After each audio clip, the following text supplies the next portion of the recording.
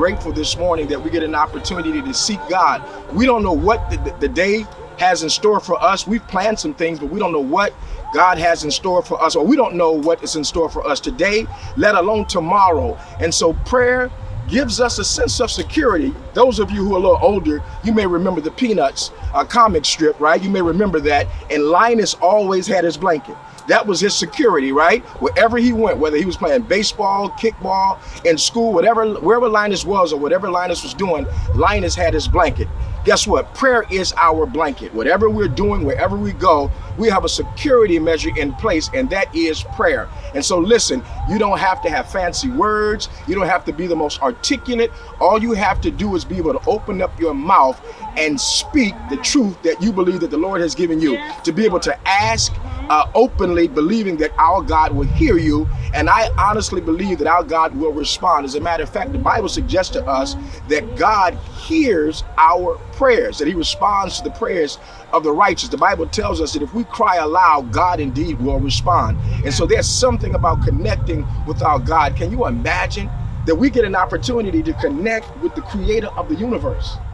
We get an opportunity to have dialogue with the divine. We get an opportunity to sit down with God, knowing that God hears us. That is an amazing opportunity, and it is a privilege that our God has given us. And so I am just really thankful this morning that we get a chance to just kind of look at God and allow God to look at us. Amen. Right? And I honestly believe this. I don't know what you did this morning. I don't know what you did yesterday. You may screw up later on today. But here's what I do know. There's a principle that's found as Jesus was coming out of the water being baptized by John.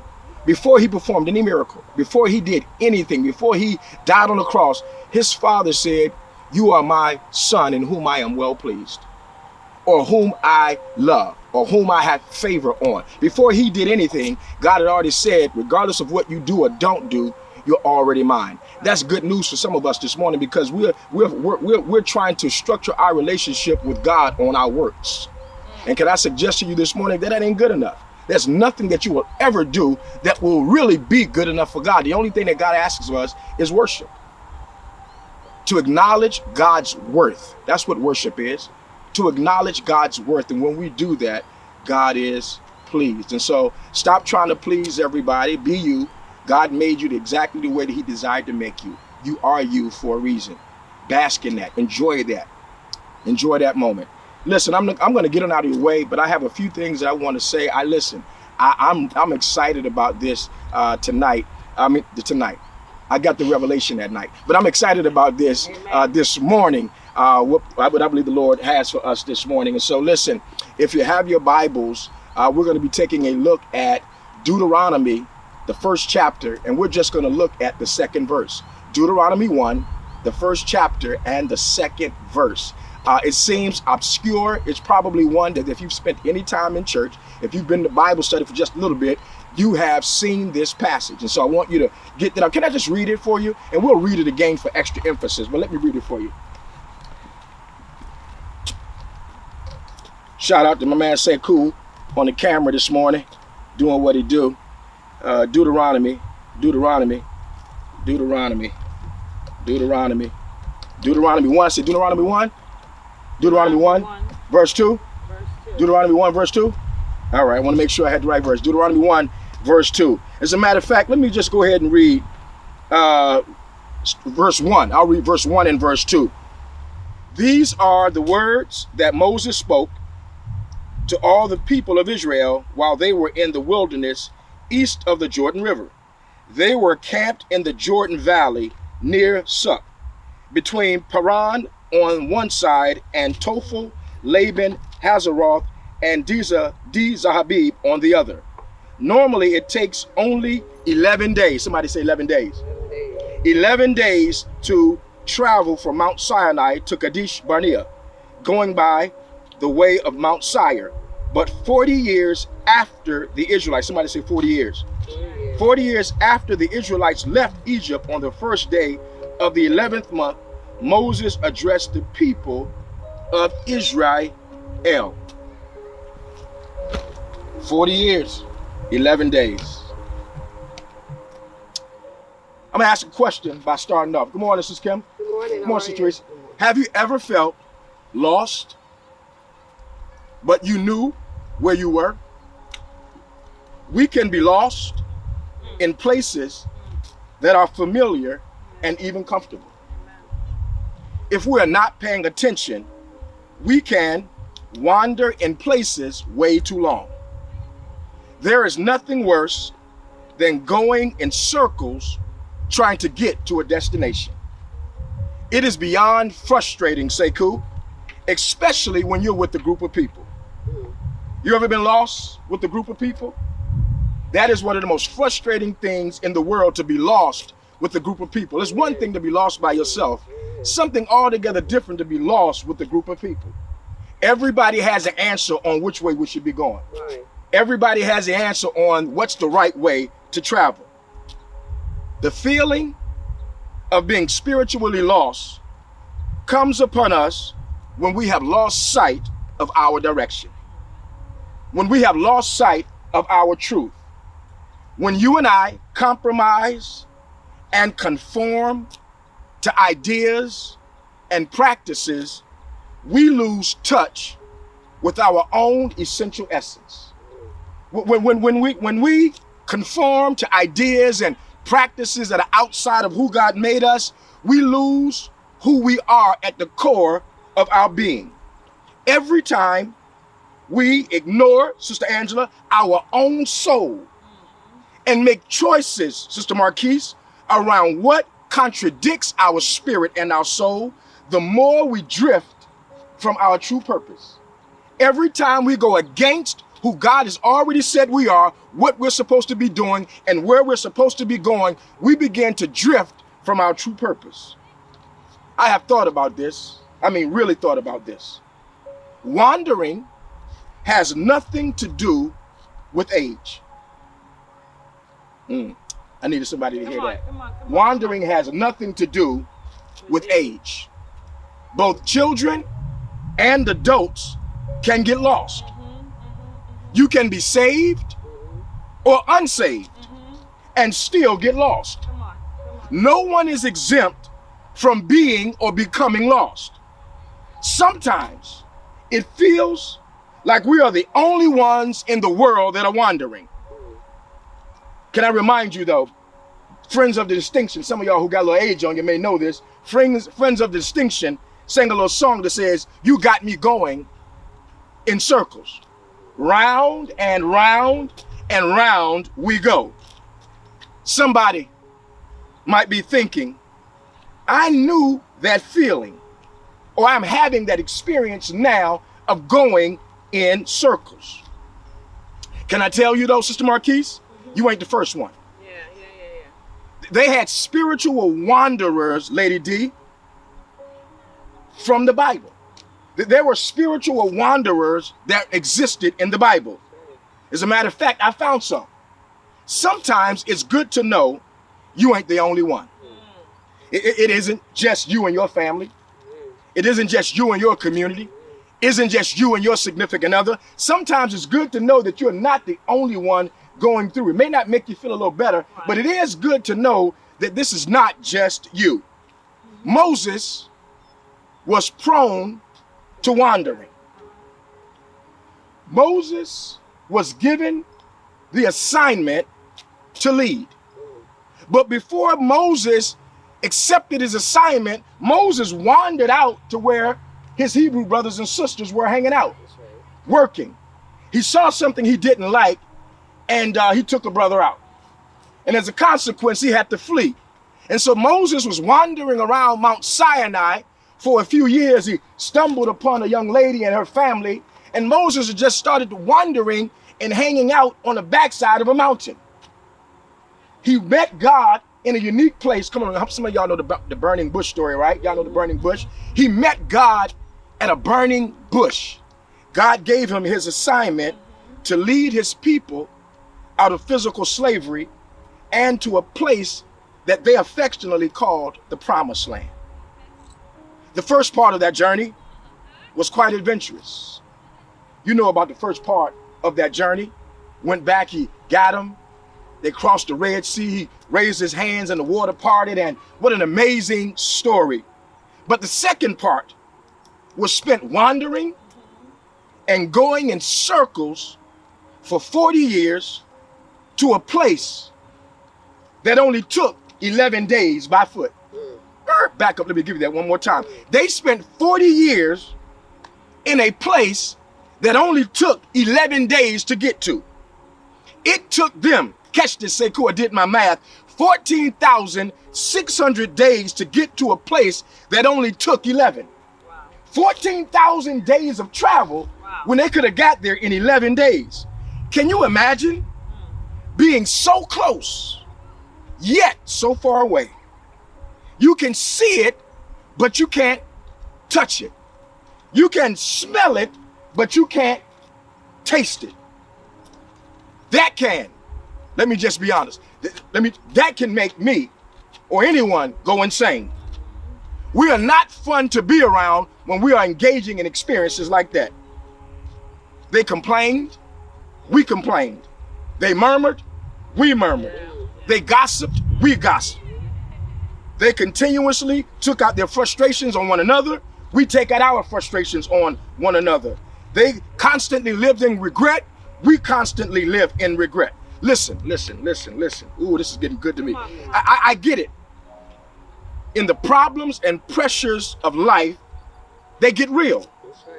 And it gets hard to hear God's voice when we are compounded and surrounded and overwhelmed by the pressures of life. Lord knows I got my own stories to tell. But I told you a few moments ago, you weren't the only ones. Deuteronomy 1 and 2 says that 11 days took 40 years. I was having conversation with my middle son. I don't know where that joker is, supposed to be here handling the music today. I called you out live on camera. But we were having a conversation on Friday night. And that joker kept me up till 4:30 in the morning talking. And we often have these spiritual conversations that get pretty far out there. We land in conspiratorial places real fast. We start having all kinds of conspiracy conversations around God and all that kind of stuff. So we're having one of those conversations. And he started talking about the children of Israel. And we started talking about God following people and God being with people and how does God do that and why does God do that? And while we're having these conversations, he brought up the 40 days of the children of Israel. And while we're talking about that, it struck my fancy. And so I went on my phone while we were talking and I saw that the children of Israel could have got on a 40-year journey in 11 days. And it's at that moment that God dropped in my spirit what we ought to be saying on this Sunday. 11 days. For some, that is a literal 11 days. And for others, it will represent that God is going to turn it around swiftly. Somebody say swiftly. Come on. It is not going to take you years to get there. Wow. For some of us, it's not going to take us months to get there. God is going to turn it around swiftly. Healing is going to be swift. Freedom from that thing that's been holding you captive will be swift. Your heart's desire, that deep longing, is not going to take forever for you to accomplish, for you to reach, or for you to have. Your promise won't take 40 days. Your promise, God's promise to you, that thing that God has already set aside from the foundations of the earth, will take symbolically or maybe literally for you 11 days. I wish you could say 11 days. 11 days. I got happy when I heard that. Some of us are in the middle of transition. Some of us are retiring. Some of us have retired. Some of us have had some health challenges. Some of us have had some relational challenges. Some of us have been challenged socially. Some of us have been challenged financially. Some of us have just been challenged in ways that we can't even communicate. I want to suggest to you this morning that God is going to do it in 11 days. I'm not a prophet. I don't profess to speak what I don't know, but I can tell you what God has dropped in my spirit. And God dropped the number 11 days in my spirit. Here's how I know 11 is a good day. I know 11 is a good day because the number 11 typically has a negative meaning. Okay. It typically is negative, which is why it's so rarely used in the Bible. It mostly symbolizes disorder, judgment, and imperfection. And for a group of people who had lost their way, they met the criteria of this. Those people who were lost, they were frustrated, they were angry, they were murmuring, they were in a negative posture. And God is suggesting to us this morning that if you embrace me, that if you worship me, that if you acknowledge who I am in your life, 11 days, if you understand and appreciate my value, if you worship me, if you understand my worth, what took somebody else 40 days, God is saying 11 for you. 11. Can I just say this to you? My 11 might look different from your 11. Your 11 might look different from my 11. All of our 11 days will look different, but what I'm suggesting to you, God is prepared to turn it around now. And all he's asking of you is that you give him his just due. I mean, your Bible, the Bible says, give God his just due in the sanctuary. And wherever you are, and if God is present, then you have a sanctuary. In your living room, sanctuary. In your bathroom, sanctuary. In your car, sanctuary. On your job, sanctuary. Wherever you are present, you bring God's spirit with you and you have a space of worship. And so God says, if you bring me with you, if you show up with me in mind, 11 days, it's all it's going to take for me to meet you. 11 days. I need somebody to get that, because there are still people, believe it or not, Sister Marquise, who are trying to figure out how to get back on their feet after COVID. We're discovering that mental health challenges are greater than we knew based on COVID. We're discovering that people are losing homes and other kinds of material things that should have been stabilized because of COVID. Relationships have waffled because of COVID. Drug addiction has increased because of COVID. Alcohol use and abuse has gone up because of COVID. People are in some awkward and precarious places, and people are wandering around trying to figure out what's next.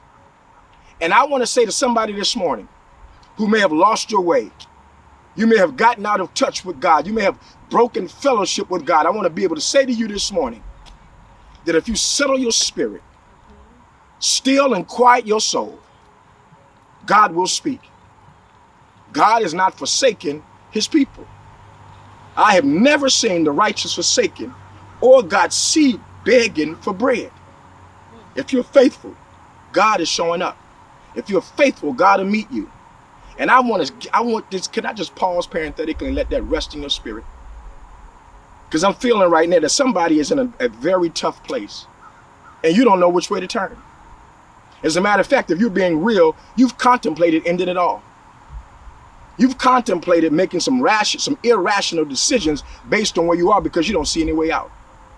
You feel like you've been going around the same old places forever and forever. And pause, God just dropped this in my spirit. You can't continue to circle around the same old places expecting different things. Some of y'all need to shift your environment up. Some of y'all need to make some changes on how you've been spending your time and where you've been spending your time. You were looking for God to move miraculously, but you were hanging out in the same old places. And God said, I ain't gonna show up there. And here's the deal. James said to us, James 4, and I'm out. James 4 said to us, and this is for you personally. This is for you personally. This is for you. This is for you. This is for you. And this is for me.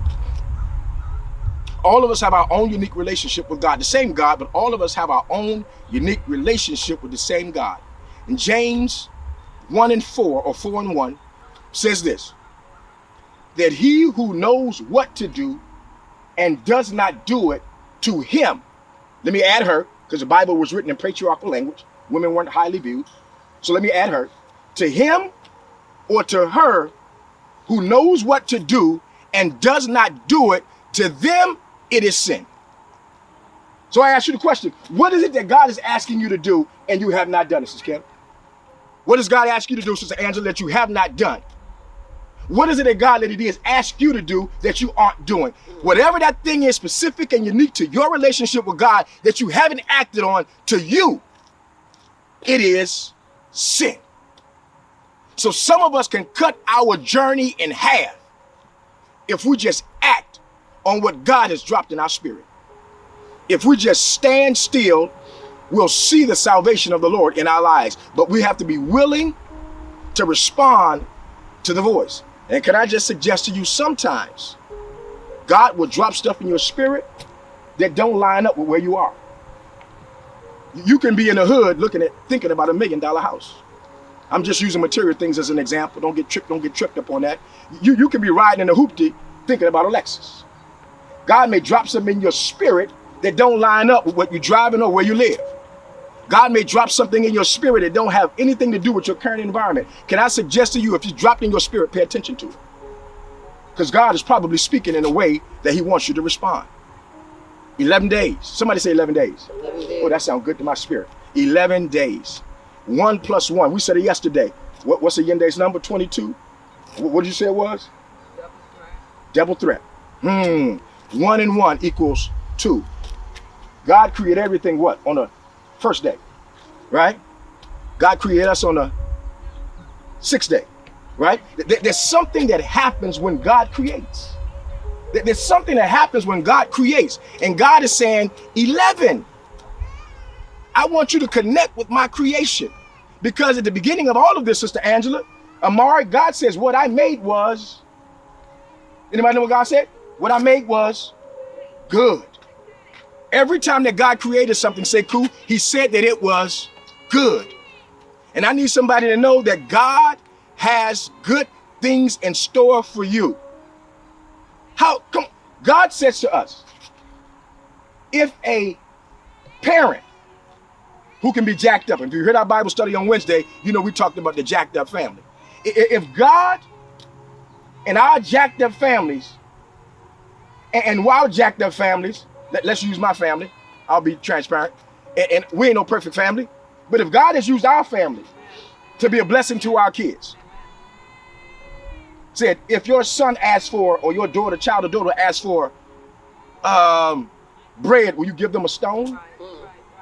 If they ask for a fish, would you give them a snake? And God says, you, parent, and your jacked up self, if you're willing to bless your children, how much more will your God give you? So he says, knock and the door will be open, right? Seek and, there it is. Ask and it shall be given.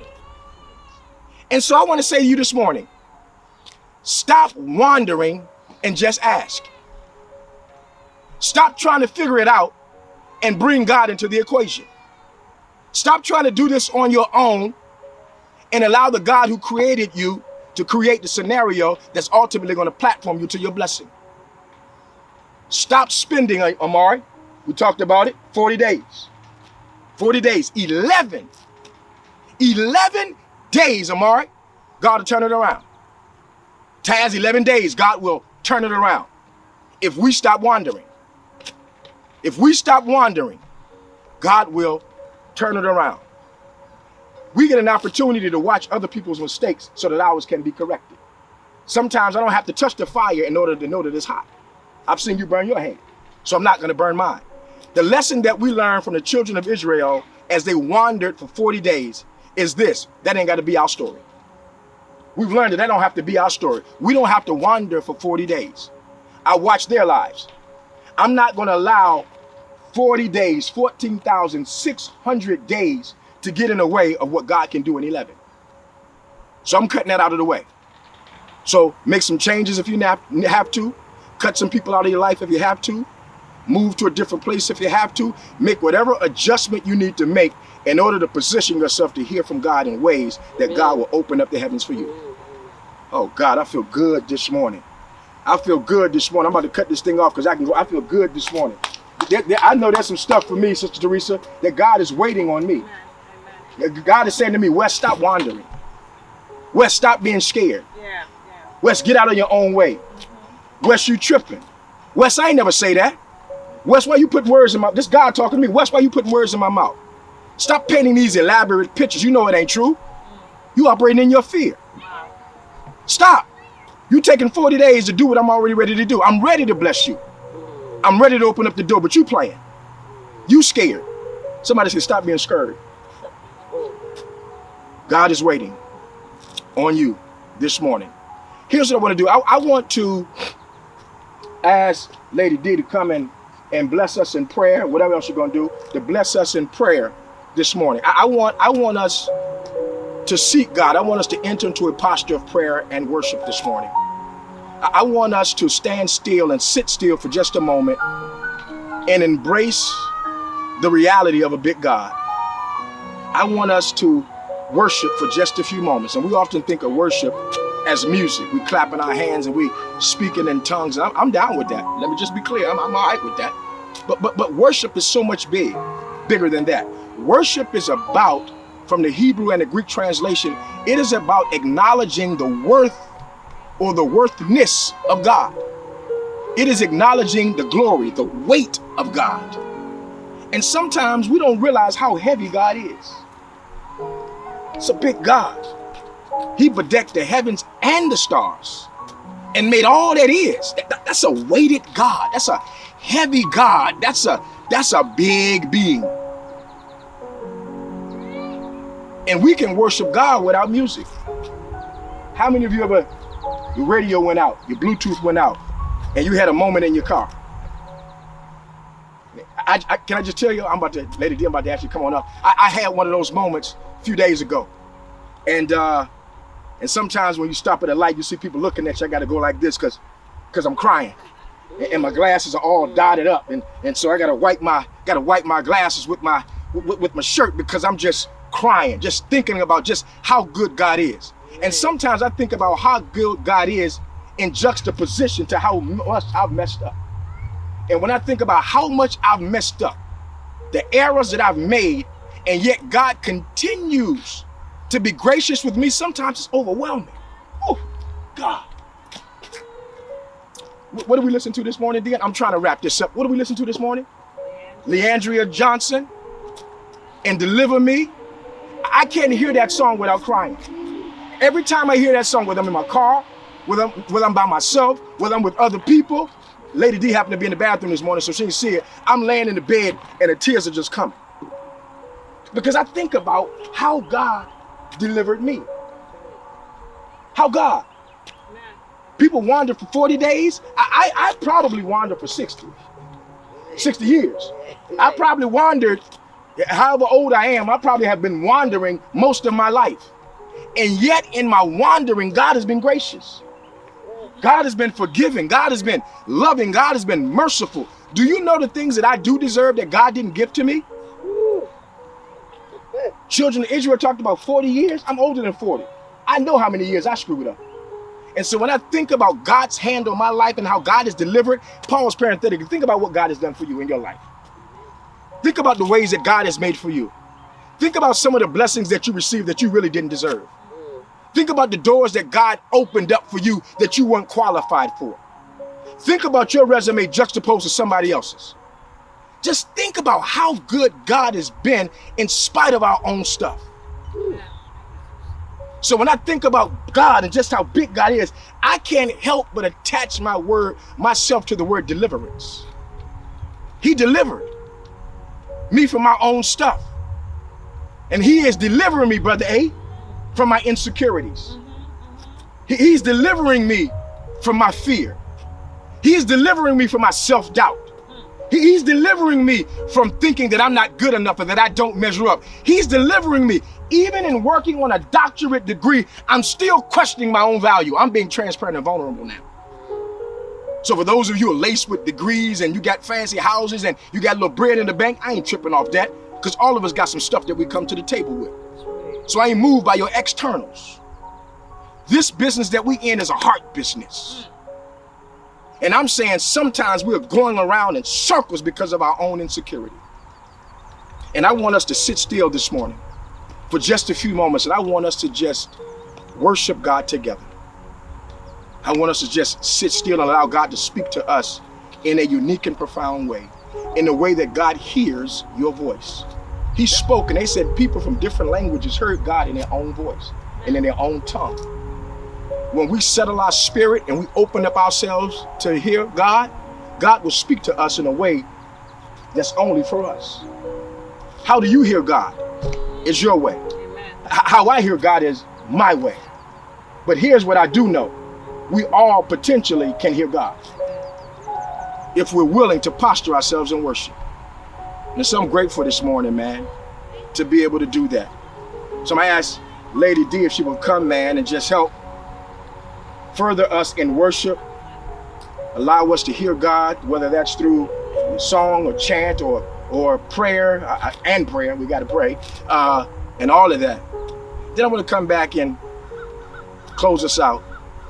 I hope this morning that something that was said stuck with you. I hope that it chases you down until you respond to God's voice in your life.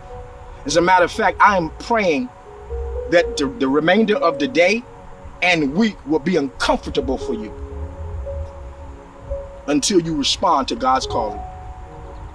I pray an uncomfortable blessing on your life until you respond to God.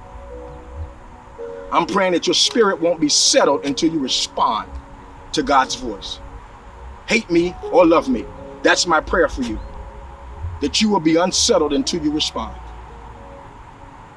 Bible says, behold, God waits at the door knocking. That use the term sup, which means to exchange. God wants to exchange with you.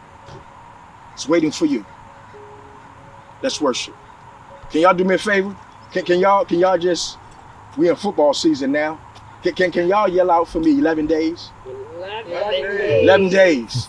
God can and will do it in 11 days. Lady D, you ready to leave?